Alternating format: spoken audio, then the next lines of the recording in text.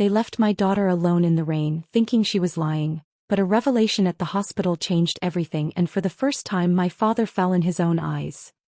The smell of that rain is still buried in my nostrils, that thick mix of hot asphalt and wet dirt that never brings me peace anymore. It was an evening in Wyoming so cold it felt like the chill was scraping against my bones, and I was sitting in the hospital waiting room, twisting my fingers until the knuckles turned white, my whole being suspended somewhere between pure rage and a hollow, gut-wrenching fear. My father, Thatcher, was standing at the far end of the corridor, staring out the window with that same old hardness on his face, the kind of rigid, unyielding expression that had been suffocating me since I was a little girl. He didn't even turn to look at me. He just let out a heavy, annoyed breath and said, "Lumi, that girl was just putting on a show. You've always let her wrap you around her finger." I didn't say a word back to him. My throat felt like it was full of dry sand because I knew exactly what had happened 3 hours ago. My 9-year-old daughter, Zosie, had been huddled on the porch outside his house, sobbing into her knees while Thatcher and my sister Vesper sat inside the warm living room, sipping cider and mapping out the Christmas budget. Zosie had knocked. She had begged, crying that her stomach felt like someone was twisting a rusted knife inside it, but Thatcher had just peeked through the blinds and barked at her to stop the theatrics. He told her she was just like her mother, a liar looking for attention, and he'd locked the deadbolt. When I finally got off my double shift and pulled into that gravel driveway to pick her up, I found Zosie sprawled in the mud by the curb. Her thin jacket was soaked through, clinging to her small frame, and her face was a terrifying shade of gray.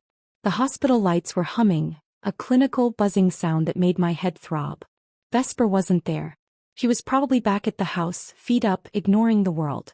Thatcher believed in toughening up the world, but his brand of toughness was always a weapon used specifically against me and my daughter. He was a retired line worker from the local mill, a man who believed there were only 2 kinds of people on this earth: the ones who put their heads down and worked, and the ones who made excuses. After my husband walked out on us 3 years ago, leaving me with a mountain of debt and a daughter to raise alone, I started pulling double shifts at the diner just to keep us in that cramped rental on the edge of town. Thatcher saw that struggle as a personal failure. He used to tell me that Zosie was following right in my footsteps, learning how to fake a crisis to get out of doing what needed to be done. And that's what he did today. When I'd scooped Zosie's limp, wet body out of the mud and sprinted for the car, he just stood on the porch with his arms crossed, shouting that I should leave her out there for a few more minutes so she'd learn her lesson.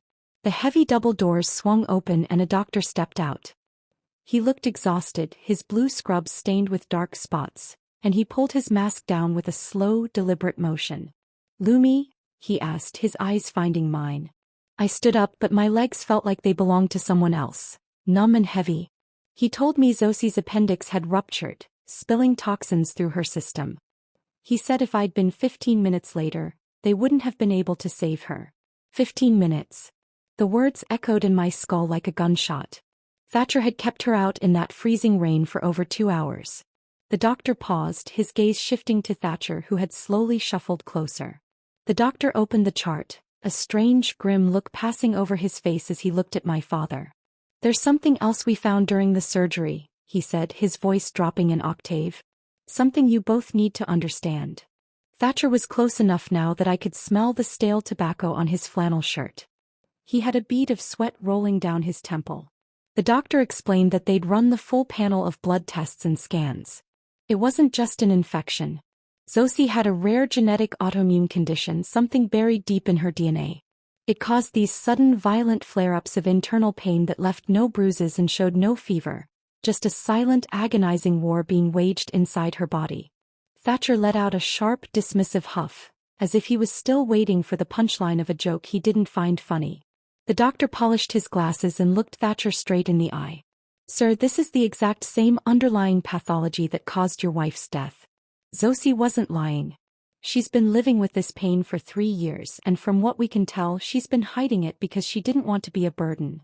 The air left the room. It felt like the ceiling of that hospital had just caved in on us. My mother had died 30 years ago, and for 30 years, Thatcher had told anyone who would listen that she was weak, that she had just given up on life because she couldn't handle the pressure. He had never admitted she was sick. He was so blinded by his own ego, his own need to be the strongest person in the room, that he'd looked at his dying wife and seen a quitter. And now he'd looked at his granddaughter and seen a liar, nearly sending her to the same grave. Thatcher's hands started to shake, a fine, uncontrollable tremor. His pride, that ironclad authority he used to rule our lives, vanished in a single breath. He looked like an old, broken man who had just realized he was standing in the wreckage of his own making. I turned and looked at him. For the first time in my life, I didn't see a giant. I saw a coward. I didn't scream. I didn't throw a chair. I just grabbed my purse, walked right up to him, and stood in his space.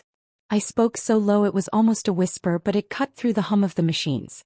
"You left her in the rain because you thought she was playing you," I said.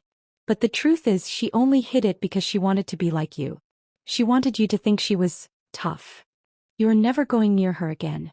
Not today. Not ever." Thatcher tried to say something, his lips fluttering like a landed fish, but the words wouldn't come. The fire in him was out. He was just a hollow shell of a man, shrinking under the weight of the truth. I walked into Zosie's room. She wasn't awake yet, her tiny hand looking lost against the vast white of the hospital sheets. The only sound was the rhythmic, steady beep of the monitors. A beautiful, mechanical heartbeat that told me she was still here. I sat down and took her hand. It was cold, but it was firm. Outside in the hallway, the world was silent. Thatcher was gone, or maybe he was slumped in a chair somewhere drowning in his own shame. It didn't matter to me. He was already a ghost. The next morning, the Wyoming sun cracked through the gray, lighting up the puddles that still covered the parking lot. My phone buzzed on the nightstand. It was Vesper. She asked if the drama was finally over and if I was coming by to pick up Zosie's shoes. I hit the speakerphone and felt a cold, calm clarity wash over me. "Vesper," I said, "Dad's test results finally came back. Turns out his soul is positive for being a monster. You two are officially dead to us. Don't call again." I hung up and blocked the number before she could even breathe.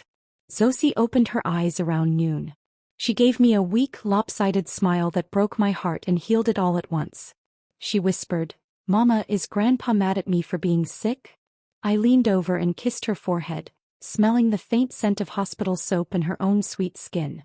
"No, baby," I told her. "Grandpa isn't mad. Grandpa's just gone. He's a long way away now."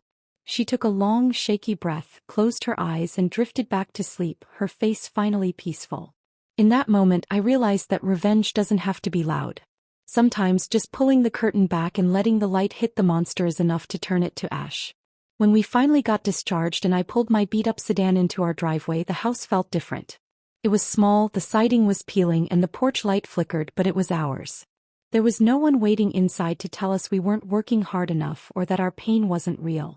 I went to the back of my closet and pulled out an old framed photo of my mother that I'd kept hidden for years because Thatcher hated seeing her sad face around the house.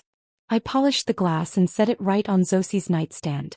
We were alone and we were broke and I didn't know how I was going to pay for the surgery, but as we sat in the kitchen that evening flipping pancakes, I felt a weight lift off my chest that I'd been carrying since I was 9 years old myself.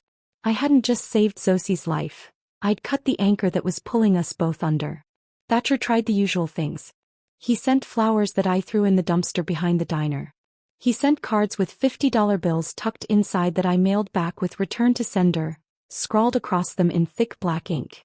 Some wounds don't need an apology. They just need to be left alone to scar over. A man who only believes in what he can see was finally forced to look at the one thing he'd spent a lifetime ignoring. His own cruelty. He lives in that big house on the hill all by himself now, a fortress that turned into a tomb.